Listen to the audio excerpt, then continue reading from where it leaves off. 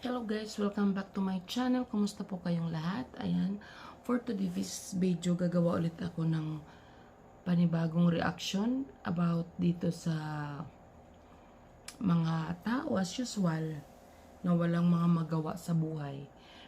Pero, pansinin natin.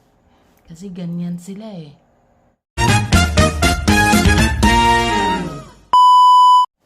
Ito kasing mga ito, alam nyo, iisang ano lang to grupo. Sabi ko nga. Ito sila yung mga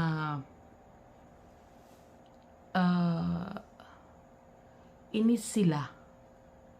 Kasi hindi nila kayang ma-down ang isang peking Koreana.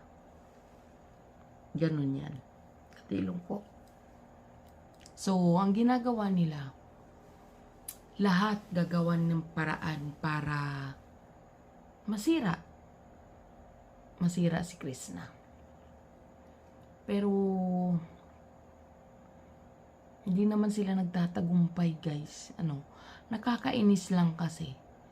Para bang pinapangalandakan nila na tama sila. Which is hindi naman, 'di ba?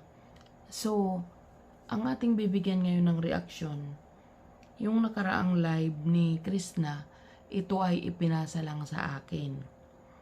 Sabi niya dito, yung @try chamapo. Ito, kung dami account man to nag-aalias, mga nag-aalias.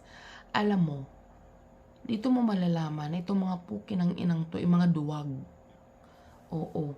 Diba? Hindi pa to magkanda bungi-bungi o alam mo yun, yung tamaan ng dilubyo para maubos na sila. Ang sabi niya, paano hindi ka makakapagsalita ng ganyan? Ipaulit-ulit tong mga to. Diba? Kahit na hindi naman sila inaano, papasok sa live ni Krishna para lang hiyain yung tao. Diba?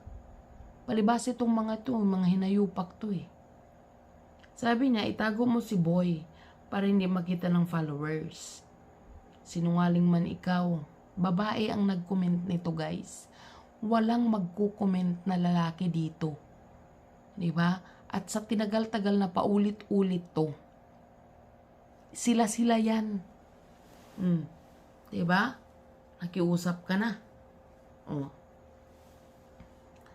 Ang sabi niya, sinungaling man ikaw. Sabi hindi BF pero totoo pala. Paulit-ulit kong sinasabi. Kahit pa kalibin niya yan, kahit pa asawa niya yan, kahit pa ilang lalaki ang partner sa kanyang mga daliri, puki ng ina mo ka, wala kang pakialam. Diba? Hindi naman ikaw yung tatabihan. Hindi naman ikaw ang bubuka ka, ba't hirap na hirap ka? At saka bakit? Wala namang anak sa labas yan. Wala namang asawa. Walang pinakasalan. Ikarapatan niya yung kasi dalaga siya. Oh. At kung meron man, hindi niya kailangan itago yan. Kasi hindi namin siya doon tinanggap. Hindi yun ang dahilan kung bakit namin siya sinuportahan. Diba? Hindi ikaw katulad ng mga mapanira kayo, pakialamera. Diba? Pakialamera. Hindi mo naman dapat pakialaman yan. Kasi buhay nila yan. At saka, bakit hirap na hirap ka kung hindi man ipakilala ni Krishna? Bitter ka? Diba? Bitter ka? Bakit sino ang gusto mo para sa kanya? Diba? Bakit? Madidiktahan mo ba yung puso niya kung sino ang gusto niya? Oh, ikaw nga, hindi ka niya pinakialaman eh. Diba? Hindi ka niya pinakialaman. Kahit hindi ka namang kasal. Hinayaan ka niya, diba? Oh, pero bakit hirap na hirap ka na tanggapin siya na ganyan siya?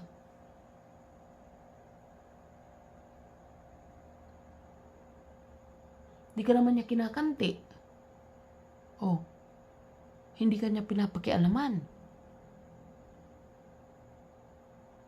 Bakit hirap na hirap ka? At saka bakit kailangan ipakilala ni Krishna sa amin kung sino man yung napupusuan niya? Hindi naman siguro sa ngayon, diba? Pero for sure, ipapakilala niya sa amin yan. Diba? Hindi niya ipapakilala yan. Papakilala niya yan. Diba? Sa tamang panahon. Kasi hindi naman yun ang purpose niya eh.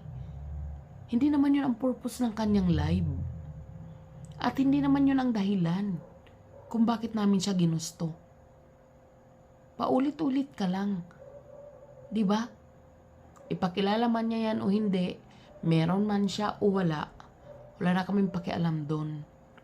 Kasi hindi naman kami ang tatabi. Hindi kami ang titihaya na hindi mo siya dapat pakialaman. Kasi buhay niya yan eh. Ikaw nga hindi ka niya pinakialaman eh. Oh, di ba? Pinakialaman ka ba niya? Di ba hindi? Oh, alin ang pinagsisungaling doon ni Krishna? Wala naman siya dapat itago kung totoo man yun. Bakit atat na atat ka? Bakit hindi ka makapaghintay kung kailan niya ipapakilala yung taong gusto niya? Diba? Bakit? Pag ipakilala ba ni Krishna, bibitawan namin siya? Siyempre hindi. Diba? At saka hindi namin yun minamadali na ipakilala niya. Dahil darating yung time na ipapakilala talaga niya yan. Diba? Wala namang connection dun sa pagbablog niya, sa viewers niya. Diba? Dahil hindi naman yun ang hinahangaan namin sa kanya. Normal yun, dalaga siya, maganda siya. Diba? Normal yun na na may magkakagusto sa kanya. Oh. Kasi maganda siya eh. Pangit nga, may nagkakagusto. Yun pa kaya na maganda. Dalaga, walang anak. Oh. Hindi hiwalay. Hindi pa nag-asawa, hindi pa kinasal. Kaya deserve niya yun. Makakuha ng totoong magmamahal sa kanya. Ikaw, ayos ba yung buhay mo? Pakisagot. Kaysa nakikialam ka sa ibang tao, tapos yung buhay mo hindi mo pa maiayos. O di ba? So unahin mo muna yung buhay mo bago ka makialam sa buhay ng may buhay. Di ba? Okay ba tayo doon?